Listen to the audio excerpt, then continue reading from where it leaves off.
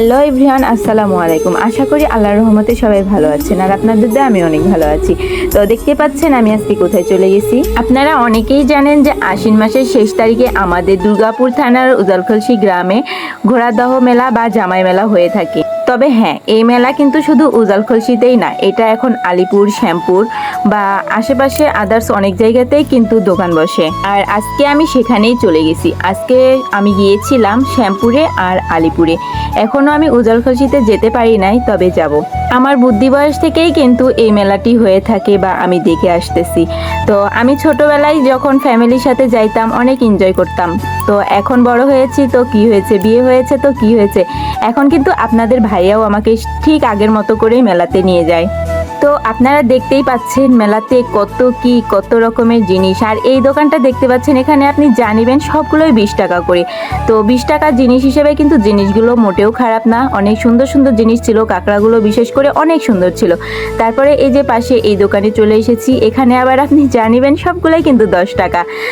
আর বুঝতেই পারতেছেন আমরা বাঙালি, সস্তা পেলে বস্তা ভরি। তো এখান থেকে আমি 17টা আইটেম নিয়ে নিয়েছিলাম। তারপরেও আমার আসতে ইচ্ছেই করতেছিল না, মনে হচ্ছিল আরও নেই, কিন্তু এখানে অনেক কিছুই আমার ছিল, এই জন্য নিয়ে নেই। আর যেগুলো ছিল না সেগুলো আমি নিয়েছি, কারণ জিনিসগুলো অনেক কিউট ছিল। 10 টাকা হিসেবে এগুলো এত ভালো আর এত কিউট ছিল, আপনারা কিন্তু কোথাও 10 টাকার এই জিনিসগুলো পাবেন না।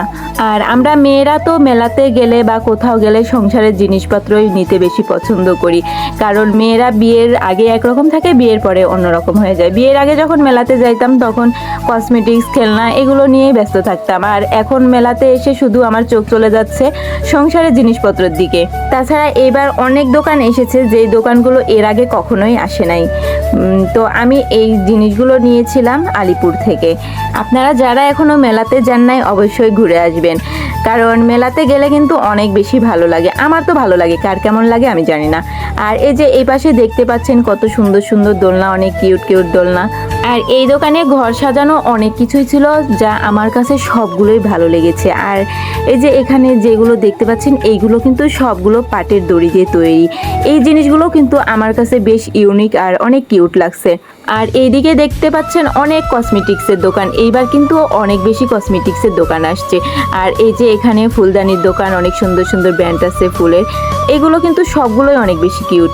তারপর চলে আসলাম বাইরের দিকে। এখানে এসে দেখি কতগুলো আচার, কোনটা রেখে যে কোনটা নিব, কারণ আচারের দোকানে গেলে আমি আবার কনফিউজড হয়ে যাই, কারণ এত পরিমাণে আচার থাকে যা কখনো এর আগে খাই নাই। আর মেলাতে আসবো পাঁপড় নিব না, তা কি হয় বলেন? তো এই দোকানে এসে আমরা বাদাম নিলাম, পেঁয়াজু নিলাম, পাঁপড় নিলাম। এখানে অনেক রকমেরই পাঁপড় ছিল, তো আমরা দুই রকমের পাঁপড় নিয়েছি। আমাদের ঘোরাঘুরি শেষ, এখন বাসায় যেতে হবে, কারণ অনেক রাত হয়েছে।